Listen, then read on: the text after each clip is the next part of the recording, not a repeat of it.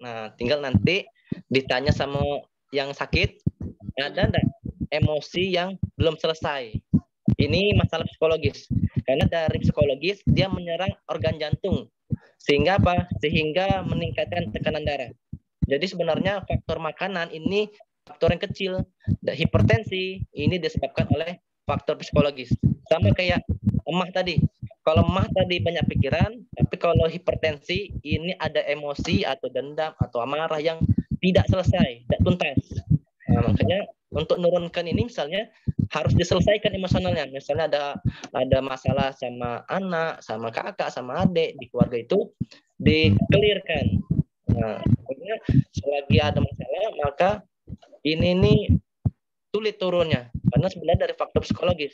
Karena jantung ini organ kesadaran, jadi bisa tinggi bisa rendah. Jadi selain dari faktor luar konsumsi garam berlebih, tapi dari faktor pencetusnya faktor emosional. Makanya kalau orang hipertensi cenderung orang yang pemarah. Apa pemarah? Karena ada yang bisa meluapkan emosinya dan ada yang tidak bisa meluapkan emosinya. Akhirnya apa? Akhirnya terpendam. Nah, kajian dari segi TCM. Jadi hipertensinya sebenarnya bukan dari kadang sudah pantang nih, tapi masih hipertensi. Sudah diet nih, rendah garam. Tapi hipertensi. Ya karena sumber hipertensi ini bukan cuma dari pola makan, tapi juga dari psikologis. Oke, nanti kita bahas lagi yang lain.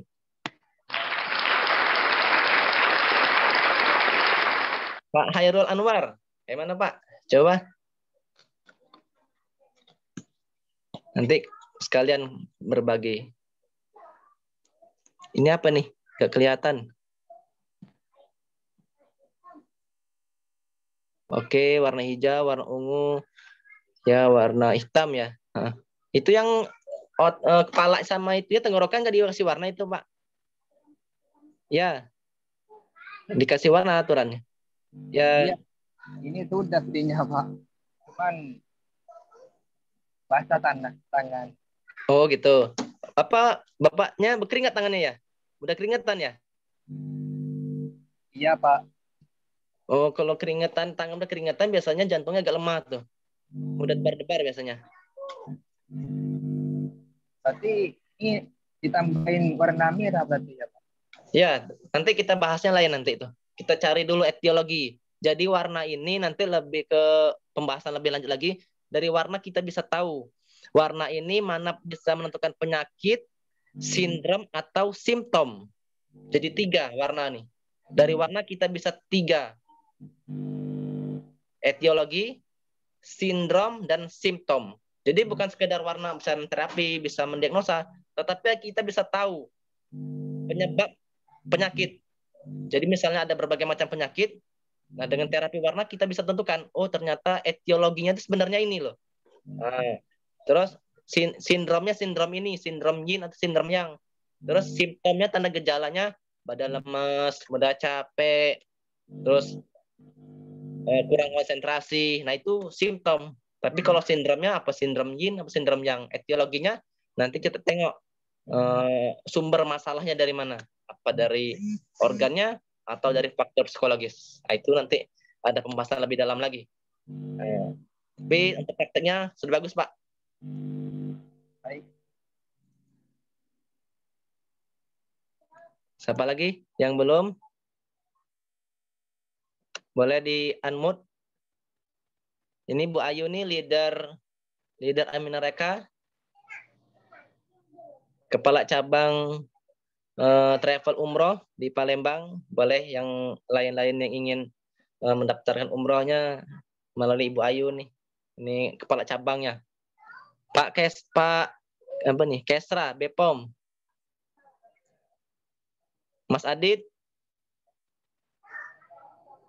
Ini Puskesmas Tirta Harja Banyuasin. Oke. Ada pertanyaan lagi? Kita coba lihat di chat. Terapi warna ini bisa nggak untuk mengobati penyakit psikologis seperti mengatasi kecewaan, ketakutan, kekhawatiran, bingung dan keberadaan? Bisa Bu. Dengan tadi kita duduk di taman dengan warna-warna tertentu, ini bisa jadi obat. Misalnya Ibu kecemasan, maka kita duduk di taman-taman yang banyak atau didominasi warna hijau. Karena wajah hijau itu warna relaksasi. Menggunakan baju warna hijau bisa. Biasanya kalau orang mudah cemas, ini menyukai warna hijau. Mata minus yang sering naik bisa menggunakan terapi warna. Nah, orang yang siapa nih? Bapak Kesra Bepom. Biasanya sakitnya di daerah mata ini, Pak. Orang mata minus nih. Nah, ini terapinya tadi dengan menggunakan spidol warna pink keunguan di antara tenggorokan dan kepala. Oke, Bu Ayu, selamat datang. Pak Zikra, tidak siap bahan. Nah, yang penting diingat, Pak ya.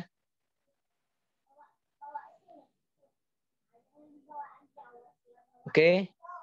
Nah, jadi saya berharap setelah pelatihan hari ini, ibu-ibu tuh bisa jadi dokter, dokter-dokteran di rumah. Jadi sebelum kita ngasih obat-obat yang kimia untuk anak kita, maka kita berikan dulu terapi warna ini. Bisa di searching di Google manfaat terapi warna atau terapi sujo. Alhamdulillah sudah banyak yang membuktikan. Saya juga pasien-pasien saya sudah banyak manfaatnya. Kita juga bisa dari jarak jauh memberikan terapi. Misalnya ada keluhan saudara kita yang misalnya jauh dari kita kan, kita mau ngasih terapi misalnya yang praktisi bekam, susah melaksanakan terapi jarak jauh. Satu-satunya apa? Kita cek terapi warna. Kita tanya warna apa kesukaannya. Sudah, kemudian kita ajarkan untuk memberikan terapi warna di telapak tangan.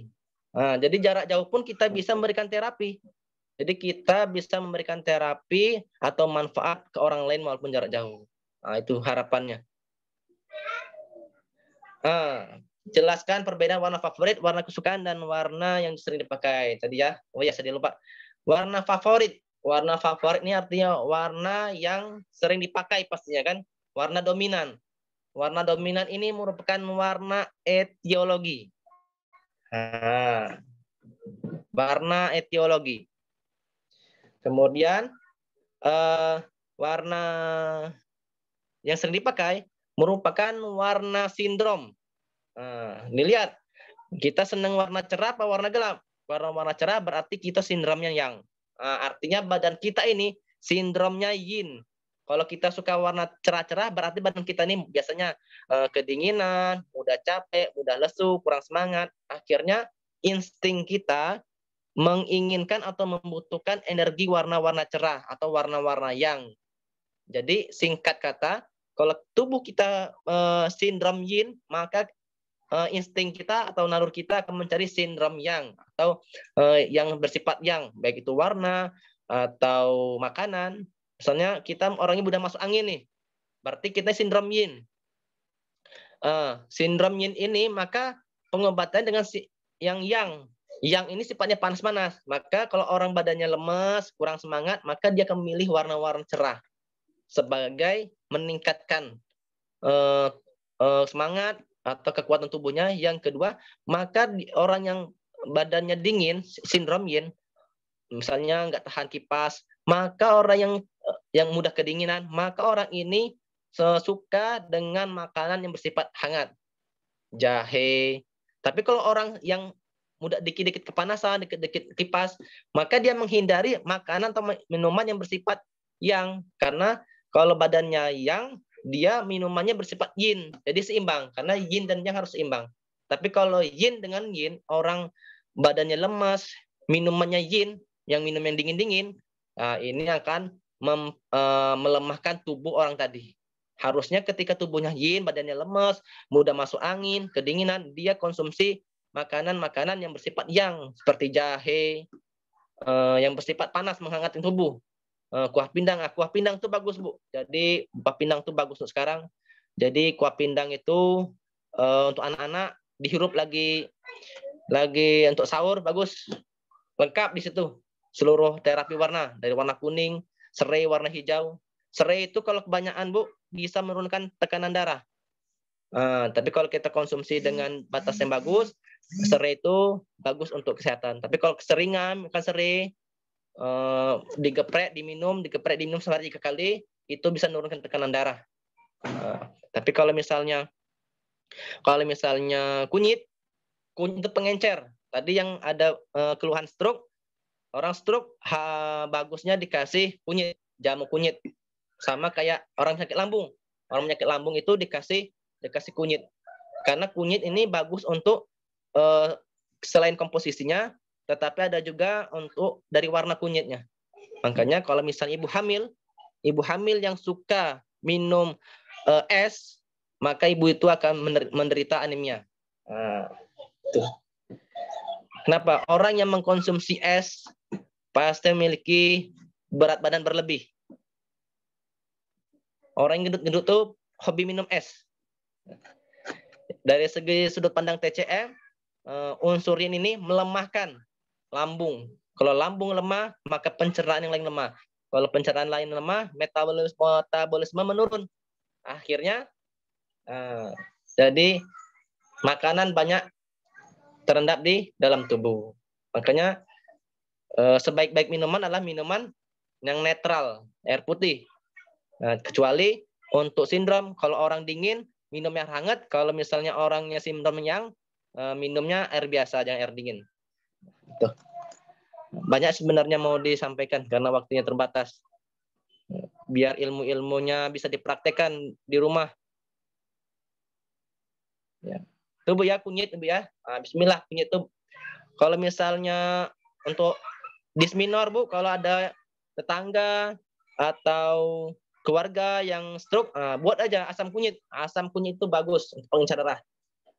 Makanya vitamin C itu asam yang bersifat asam akan mengencerkan darah. Asam salisilat. Kemudian banyak lagi. Kenapa nyeri? Kalau kita nyeri dikasih asam efenamat. Adanya nyeri itu berarti ada sumbatan. Setiap ada sumbatan pasti ada nyeri. Jadi kenapa dikasih asam efenamat? Supaya membongkar sumbatan-sumbatan. Itu misalnya sakit kepala di kepala, sakit pusing. Artinya ada sumbatan yang menghalangi proses perjalanan darah dan oksigen ke otak, sehingga otak kekurangan oksigen dan darah, sehingga pusing. Kita kan minum asam efenamat supaya mengurangi nyeri.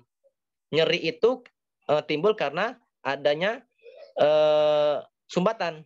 Nah, dengan asam efenamat, asam bersifat asam, akhirnya mengencerkan darah. Nah, asam efenamat ini bisa berasal dari kunyit. Nah, jadi kunyit itu selain warna kuning, tetapi isi dalamnya dahsyat, Masya Allah. Ya, kita sama-sama membiasakan mengkonsumsi herbal biar sehat. Insya Allah ya. Ada pertanyaan lagi sebelum saat zuhur nih? Jadi intinya mudah, ingin sehat. Kalau badan yang, maka kita sindrom yin kan. Kalau kita yin, kita sindrom yang. Jadi kalau kita badannya mudah panas, maka jangan konsumsinya herbal dingin seperti semangka, buah-buahan yang berair. Kurma itu bersifat panas. Kalau kebanyakan makan kurma nanti sakit kepala bisa. Menetralkan kurma itu dengan semangka. Makanya di bulan Ramadan ini 2 buah yang jangan tinggal. Yang pertama kurma, yang kedua semangka. Jadi semangka ini termasuk buah sunnah. Yang pertama untuk mendinginkan, yang kedua untuk mencukupi kebutuhan cairan tubuh kita. Jadi mantap lah. Pokoknya seluruh sunnah-sunnah itu bisa dikaji secara ilmiah, alamiah. Jadi yang ilahiyah ini, yang berdasarkan dari agama kita, dari Al-Quran, dari hadis, bisa dibuktikan secara ilmiah. Ada evidence base-nya. Dan alamiah. Jadi di alam, yang sesuai dengan tuntunan hadis, dan kita buktikan secara ilmiah. Makanya zaman dulu nggak ada kiran ini, obat menstruasi. Yang ada kunyit asam. Itu. Jadi kunyit untuk satu lagi. Kalau perempuan ya, catatan. Kalau perempuan dia ini ingin melihat tingkat kesuburannya itu dari BAB-nya. Nah, tapi kalau laki-laki melihat tingkat kesuburannya dari pancaran air seni. Nah, seperti itu. Kenapa seperti itu? Karena dalam segi ilmu TCM, orang yang ginjalnya lemah, ini reproduksinya terganggu. Ginjal mempengaruhi sepertiga kekuatan untuk reproduksi untuk BAB. Jadi kalau perempuan BAB yang nggak lancar, kemungkinan sel telurnya tidak sempurna. Coba misalnya lihat tetangga yang lagi program hamil, dicek pola BAB-nya. Tanya, lagi program hamil ya? Ya, susah mendapatkan keturunan. Dicek BAB-nya. Bermasalah nggak BAB-nya? Biasanya bermasalah. Karena kalau BAB bermasalah menandakan sel telurnya, ovumnya itu bermasalah. Itu.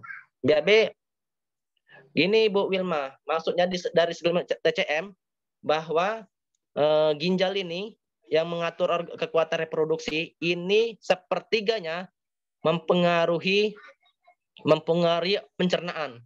Ketika organ ginjalnya lemah, maka orangnya akan susah BAB. Jadi kalau perempuan lihat subur tidaknya, lihat dari pola BAB.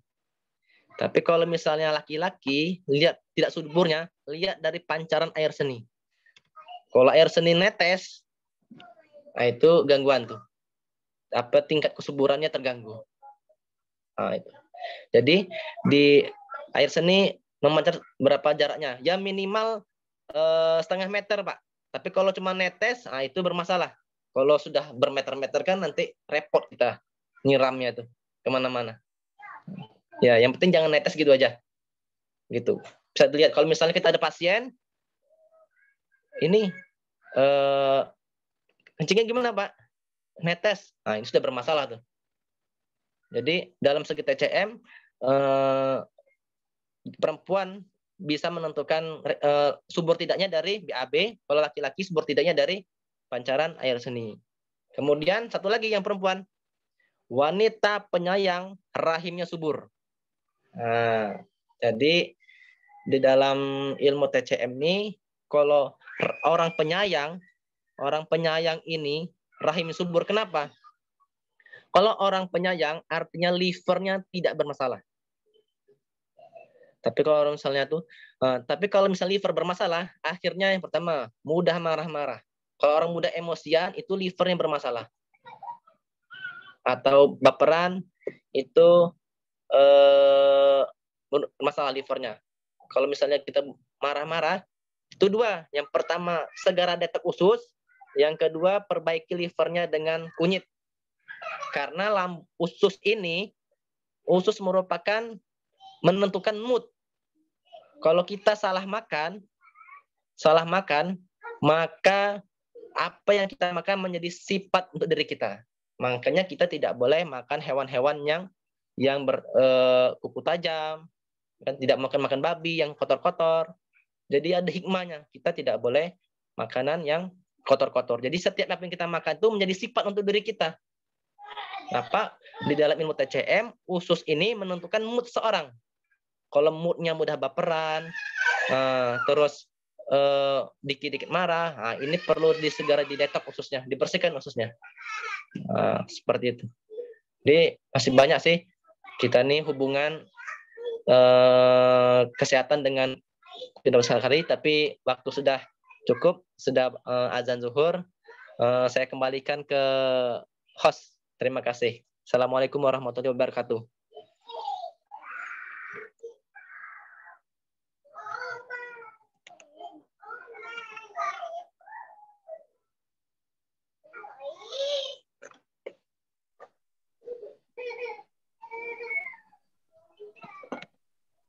Alhamdulillah sudah selesai pembahasan kita hari ini. Untuk selanjutnya bisa dilanjutkan di grup kita, grup terapi warna. Jika ada ini yang ingin ditanyakan, praktek segala macam, boleh dilanjutkan di WAG.